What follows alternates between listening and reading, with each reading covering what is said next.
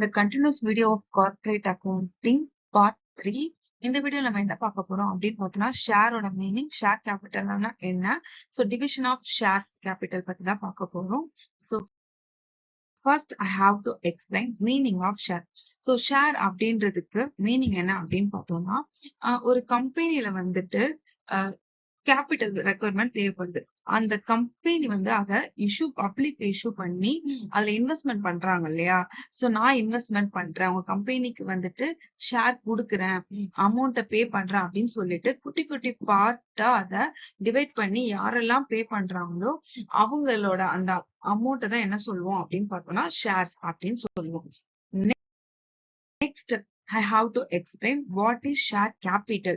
So share capital அப்படின்றது என்ன அப்படின்னு பார்த்தோம்னா, அந்த கம்பெனில நான் இப்ப சொன்னல குட்டி குட்டி பார்ட் அமௌண்டா வந்துட்டு ஷேர் பண்ணாங்க இல்லையா, அவங்க இன்வெஸ்ட் பண்ண அந்த அமௌண்ட்டை தான் என்ன சொல்லுவோம்னா ஷேர் கேபிட்டல் அப்படின்னு சொல்லுவோம். சோ அவங்களெல்லாம் என்ன சொல்லுவோம்னா ஷேர் ஹோல்டர்ஸ் அப்படின்னு சொல்லுவோம். அந்த இன்வெஸ்ட்மெண்ட் பண்ண அமௌண்ட்டை இன்வெஸ்ட்மெண்ட் பண்ண பர்சன்ஸை நம்ம என்ன சொல்லுவோம் அப்படின்னு பார்த்தோம்னா we are called the share holders அப்படின்னு சொல்லுவோம்.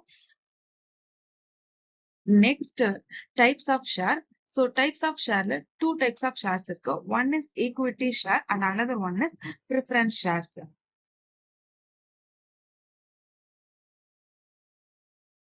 First one, equity share. So equity share ஓட another name தான் ordinary shares அப்படின்னு சொல்லுவோம். So இந்த equity share வந்து என்ன அப்படின்னு பார்த்தோம்னா கம்பெனில வந்துட்டு ஓட்டிங் ரைட்ஸ் வந்துட்டு அதிகமா இருக்கு. சோ அவங்களுக்கு தான் ஓட்டிங் ரைட்ஸ் இருக்கு. சோ இவங்க வந்து கம்பெனியோட சக்சஸ்க்காக டைரக்டாவே கம்பெனியோட growth வந்துட்டு டெவலப் பண்றதுக்காக இவங்களோட பர்ஃபார்மன்ஸ் வந்துட்டு ரொம்ப இம்பார்ட்டன்ட்னால ஈக்விட்டி ஷேர் எல்லா கம்பெனியுமே இஷ்யூ பண்ணுவாங்க. சோ இவங்களுக்கு வந்து கொடுக்குற டிவிடெண்ட் இருக்கு இல்லையா, சோ கம்பெனிக்கு அவங்க இன்வெஸ்ட்மெண்ட் பண்ணதுக்காக கண்டிப்பா என்ன பண்ணுவாங்கன்னா வர ப்ராஃபிட்ல இருந்து டிவிடெண்ட் கொடுப்பாங்க. அந்த டிவிடெண்ட் வந்துட்டு கம்பெனில ப்ராஃபிட் வந்தா மட்டும்தான் அவங்களுக்கு கொடுக்க முடியுமே தவிர இன்கேஸ் அந்த கம்பெனி லாஸ்ல போச்சு அப்படின்னா அவங்களுக்கு டிவிடெண்ட் கிடையாது. அப்ப அந்த ஷேர் ஹோல்டர்ஸ்க்கு என்ன அப்படின்னா அது ஒரு ரிஸ்க் தான். பட் கம்பெனில மோர் ப்ராஃபிட் வந்ததுன்னா அது ஃபுல்லாவே ப்ரிஃபரன்ஸ் ஷேர் ஹோல்டர்ஸுக்கு கொடுத்தது போக மீதி இருக்க எல்லாமே ஈக்விட்டி ஷேர் ஹோல்டர்ஸ்க்கு தான். Second one preference shares. So preference shares issue பண்றாங்க இல்லையா, சோ இஷ்யூ பண்ணும்போது அந்த ஷேரை வாங்குற பர்சன்ஸ்க்கு என்ன பண்ணுவாங்கன்னா டிவிடெண்ட் வந்து பிக்ஸ் பண்ணிடுவாங்க.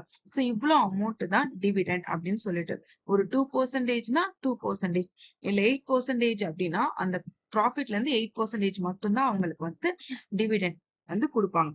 சோ இன்கேஸ் அதை மீறி அவங்களுக்கு வந்து ப்ராஃபிட் அதிகமா இருந்தாவே இவங்களுக்கு கொடுக்க மாட்டாங்க, பிக்சட் டிவிடெண்ட் மட்டும்தான். சோ இவங்களுக்கு என்ன அப்படின்னு பார்த்தோம்னா ஓட்டிங் ரைட்ஸ் கிடையாது. ஆனா ஆர்டினரி ஷேர் ஹோல்டர்ஸ்க்கு என்ன அப்படின்னு பார்த்தோம்னா ஓட்டிங் ரைட்ஸ் இருக்கு. சோ நெக்ஸ்ட் என்னன்னா இவங்க வந்துட்டு ஷேரை வந்துட்டு ப்ரிஃபரன்ஸ் ஷேர் வாங்கினாங்க தெரியுமா, அவங்க வந்துட்டு அவங்களோட ஷேரை ஒரு 5 இயர்ஸோ இல்ல ஒரு 10 இயர்ஸ்க்கு அப்புறம் என்ன பண்ணிக்கலாம்னா ரிடீம் பண்ணிக்கலாம், இல்ல அதை வந்து ஈக்விட்டி ஷேரா வந்துட்டு ஃபியூச்சர்ல கன்வெர்ட் கூட பண்ணிக்கலாம். Next division and classification of share capital. So share capital என்ன பண்ணுவாங்கன்னா டிவிஷன் பண்ணுவாங்க.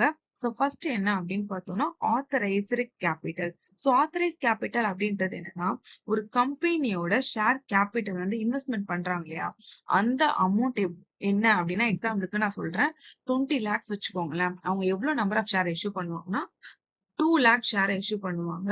சோ ஒரு ஷேரோட ரேட் வந்து 10 rupees அப்படின்னு சொல்லி இஷ்யூ பண்ணுவாங்க.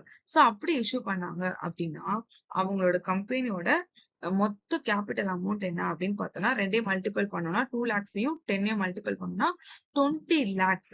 சோ அவங்களோட ஷேர் கேபிட்டல் 20 lakhs தான் இருக்கும். இன்கேஸ் அந்த 20 lakhs தான் அவங்க இன்க்ரீஸ் பண்ணணும் அப்படின்னு நினைச்சாங்கன்னா அவங்களோட மெமரண்டம் ஆஃப் அசோசியேஷன்ல என்ன பண்ணணும்னா சேஞ்ச் பண்ணணும். Next issued capital. So issued capital அப்படின்றது என்னன்னா அந்த கம்பெனிக்கு வந்துட்டு ஃபியூச்சர்ல கேபிட்டல் ரெக்குவயர்மெண்ட் தேவைப்படுதுன்னா பப்ளிக் வந்து என்ன பண்ணுவாங்கன்னா ஷேரை வந்து இஷ்யூ பண்ணுவாங்க.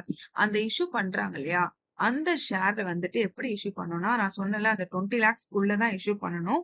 இன்கேஸ் அவங்களுக்கு வந்து அதை விட அதிகமா வந்துட்டு கம்பெனிக்கு இன்னும் ஷேர் கேபிட்டல் தேவைப்படுது அப்படின்னா, அவங்களோட மெமராண்டம் ஆஃப் அசோசியேஷன்ல சேஞ்ச் பண்ணணும். நெக்ஸ்ட் பெய்ட் அப் கேபிட்டல்.